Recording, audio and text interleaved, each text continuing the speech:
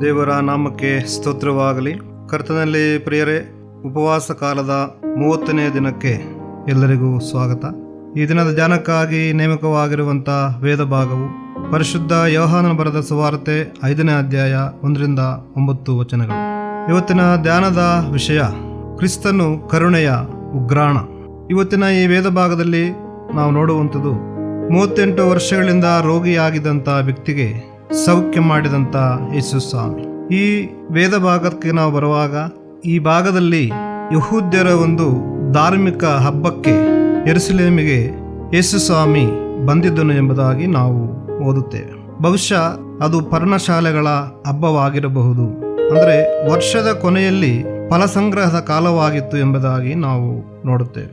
ಈ ಯೆರೂಸಲೇಮಿನಲ್ಲಿ ಕುರಿ ಅಗಸೆ ಬಾಗಿಲಿನ ಹತ್ರ ಒಂದು ಕೊಳದ ಕಥೆಯನ್ನ ಈ ವೇದ ಭಾಗದಲ್ಲಿ ಚಿತ್ರಿಸಿದ್ದಾರೆ. ಈ ಕೊಳ ಯೇಸು ಹುಟ್ಟೋದಕ್ಕಿಂತ ಮುಂಚೆ, ಅಂದರೆ 800 ವರ್ಷಗಳ ಹಿಂದೆ ಈ ಕೊಳವನ್ನ ತುಂಬಾ ವಿಶಾಲವಾಗಿ ಕಟ್ಟಿಸಿದರು ಎಂಬುದಾಗಿ ನೋಡುತ್ತೇವೆ. ಕುರಿ ಅಗಸೆ ಬಾಗಿಲು ಎಂಬುದಾಗಿ ಹೇಳುವಾಗ ಯೆರೂಸಲೇಮ್ ದೇವಾಲಯಕ್ಕೆ ಅನೇಕ ಬಾಗಿಲುಗಳು ಇತ್ತು. ಅದರಲ್ಲಿ ಒಂದು ಬಾಗಿಲಾಗಿದೆ ಈ ಕುರಿ ಅಗಸೆ ಬಾಗಿಲು. ಅಂದರೆ ಯಹೂದ್ಯರು ಧಾರ್ಮಿಕ ಹಬ್ಬಗಳಿಗೆ ಅಥವಾ ಪಸ್ಕಕ್ಕೆ ಬಲಿ ಕೊಡಲು ಈ ಬಾಗಿಲಿನಿಂದ ಈ ಕುರಿಗಳನ್ನ ಕರೆತರುತ್ತಿದ್ದರು ಮತ್ತು ಈ ಕೊಳದಲ್ಲಿ ಕುರಿಗಳನ್ನ ತೊಳೆದು ಶುಭ್ರ ಮಾಡಿ ದೇವಾಲಯಕ್ಕೆ ಕೊಂಡೊಯ್ತಿದ್ದರು ಎಂಬುದಾಗಿ ಚರಿತ್ರೆಯಲ್ಲಿ ನಾವು ಓದುತ್ತೇವೆ. ಇದಕ್ಕೆ ಈ ಕೊಳಕ್ಕೆ ಇಬ್ರಿಯ ಭಾಷೆಯಲ್ಲಿ ಬೆತ್ಸದಾ ಎಂದು ಕರೆಯುತ್ತಾರೆ, ಅಂದರೆ ಕರುಣೆಯ ಮನೆ ಎಂದರ್ಥ. ಅಲ್ಲಿ 5 ಮಂಟಪಗಳು ಇತ್ತು ಎಂಬುದಾಗಿ ನಾವು ವೇದ ಭಾಗದಲ್ಲಿ ಓದುತ್ತೇವೆ. 5 ವಿಶಾಲವಾಗಿರುವಂಥ ಮಂಟಪಗಳಿತ್ತು ಎಂಬುದಾಗಿ ನಾವು ಅಲ್ಲಿ ಓದುತ್ತೇವೆ.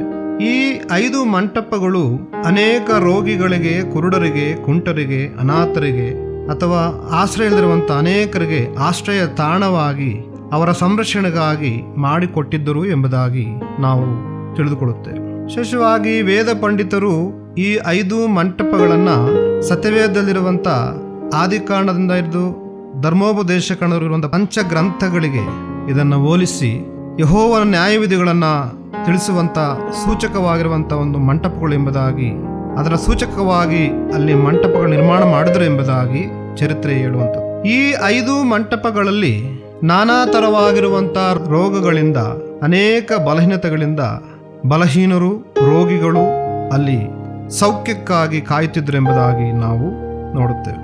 ಈ ವೇದ ಭಾಗದಲ್ಲಿ ಕ್ರಿಸ್ತನ ಸಾನ್ನಿಧ್ಯವನ್ನು ನೋಡುತ್ತೇವೆ.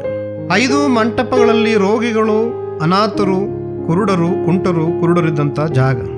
ಈ ಬೆತ್ಸದಾ ಕೊಳ, ಅದರಲ್ಲಿ ನೀರು ಉಕ್ಕಿ ದೇವದೂತನು ಬಂದು ನೀರನ್ನು ಉಕ್ಕಿಸುವಾಗ ಮೊದಲು ಯಾರು ಹೋಗಿ ಅಲ್ಲಿ ನೀರಲ್ಲಿ ಇಳಿತಾರೋ ಅವರಿಗೆ ಸೌಖ್ಯವಾಗುತ್ತೆ ಎಂಬುದಾಗಿರುವಂಥ ಯಹೂದ್ಯರ ನಂಬಿಕೆ ಆಗಿತ್ತು. ಇನ್ನು 38 ವರ್ಷಗಳಿಂದ ರೋಗಿಯಾಗಿದ್ದಂಥ ಒಬ್ಬ ಮನುಷ್ಯನು ಈ ನೀರಲ್ಲಿ ಮುಳುಗಲಿಕ್ಕೆ ಸಾಧ್ಯವಾಗದೆ ದೀರ್ಘಕಾಲ ಕಾಯುತ್ತಾ ಇದ್ದನು ಎಂಬುದಾಗಿ ಆತನ ಕುರಿತಾಗಿ ನೋಡುತ್ತೇವೆ.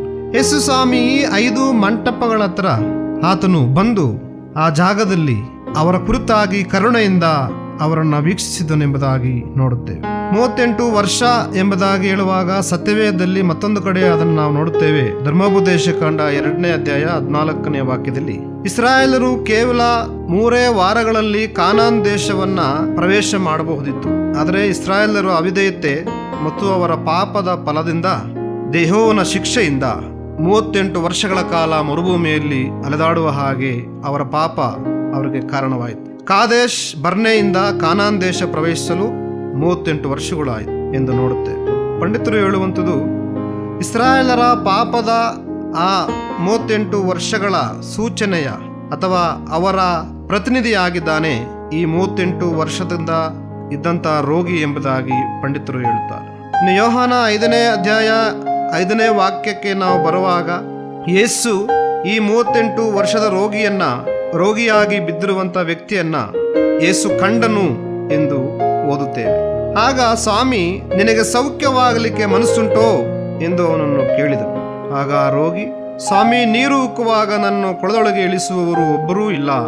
ನಾನು ಬರುದೊಳಗಾಗಿ ನನಗಿಂತ ಮುಂದಾಗಿ ಮತ್ತೊಬ್ಬನು ಇಳುತ್ತಾನೆ ಅಂದನು. ಕರ್ತನಲ್ಲಿ ಪ್ರಿಯರೇ, ಯೇಸು ಸ್ವಾಮಿ ಸೌಖ್ಯವಾಗಲಿಕ್ಕೆ ಮನಸ್ಸುಂಟು ಎಂಬುದಾಗಿ ಕೇಳಿದಾಗ ಅವನ ಉತ್ತರವು ಅವನು ಮಾಡುತ್ತಿರುವಂಥ ಪ್ರಯತ್ನವನ್ನ ಯೇಸುವಿನ ಮುಂದೆ ಬಿಚ್ಚಿಟ್ಟಂತ ವ್ಯಕ್ತಿ. ಯೇಸು ಅವನಿಗೆ, ನಿನ್ನ ಹಾಸಿಗೆಯನ್ನು ಹೊತ್ತುಕೊಂಡು ನಡೆ ಎಂದು ಹೇಳಿದನು.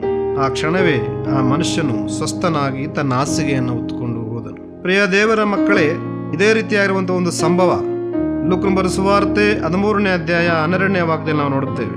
ಯೇಸು ಸಭಾಮಂದಿರಕ್ಕೆ ಹೋಗಿದ್ದಾಗ 18 ವರ್ಷಗಳಿಂದ ರೋಗಿಯಾಗಿದ್ದಂತಹ, ನಡುಬೊಗ್ಗಿ ಹೋಗಿದ್ದಂತಹ ಸ್ತ್ರೀಯನ್ನು ಯೇಸು ನೋಡಿ ಹತ್ತಿರಕ್ಕೆ ಕರೆದು ಆಕೆಯನ್ನ ಸೌಖ್ಯ ಮಾಡಿದನ್ನು ನಾವು ನೋಡಲಿಕ್ಕೆ ಸಾಧ್ಯವಾಗುತ್ತೆ. ಅಂದ್ರೆ ಆಕೆಯನ್ನು ನೋಡಿದನು ಸ್ವಾಮಿ ಎಂಬುದಾಗಿ ನಾವು ನೋಡುತ್ತೇವೆ. 38 ವರ್ಷಗಳಿಂದ ರೋಗಿ ಆಗಿದ್ದಂತಹ ವ್ಯಕ್ತಿಯನ್ನ ಸ್ವಾಮಿ ನೋಡಿದನು, ಆತನ ಕಂಡು ಅವನಿಗೆ ಸೌಖ್ಯ ಮಾಡಿದನು. ಇಲ್ಲಿ ಸ್ತ್ರೀಯನ್ನ 18 ವರ್ಷಗಳಿಂದ ರೋಗಿಯಾಗಿದ್ದಂಥ ಸ್ತ್ರೀಯನ್ನ ಸ್ವಾಮಿಯೇ ನೋಡಿ ಸೌಖ್ಯ ಮಾಡಿದನು ಎಂಬುದಾಗಿ ನೋಡ್ತೇವೆ. ಅಂದ್ರೆ ಕಷ್ಟದಲ್ಲಿ, ರೋಗದಲ್ಲಿ, ದುಃಖದಲ್ಲಿ, ನಿರಾಶೆಯಲ್ಲಿರುವಂತಹ ವ್ಯಕ್ತಿಯ ಜೀವಿತದಲ್ಲಿ ಸ್ವಾಮಿಯ ಅನುಕಂಪವು, ಸ್ವಾಮಿಯ ಕರುಣೆಯು, ಸ್ವಾಮಿಯ ಪ್ರೀತಿಯ ಸ್ಪರ್ಶವು, ಸ್ವಾಮಿಯ ಪ್ರೀತಿಯ ಸಾಂತ್ವನದ ಮಾತು, ಸೌಖ್ಯದ ಅಧಿಕಾರವುಳ್ಳಂತ ಆತನ ಮಾತುಗಳು ನಾವು ಗಮನಿಸುವುದಕ್ಕೆ ಸಾಧ್ಯವಾಗುತ್ತದೆ. ಯೇಸು ಸ್ವಾಮಿ ಕರುಣಾ ಸಾಗರನಾಗಿದ್ದಾನೆ ಎಂಬುದಾಗಿ ನಾವು ಅನುಭವಿಸಲಿಕ್ಕೆ ಸಾಧ್ಯವಾಗುತ್ತದೆ.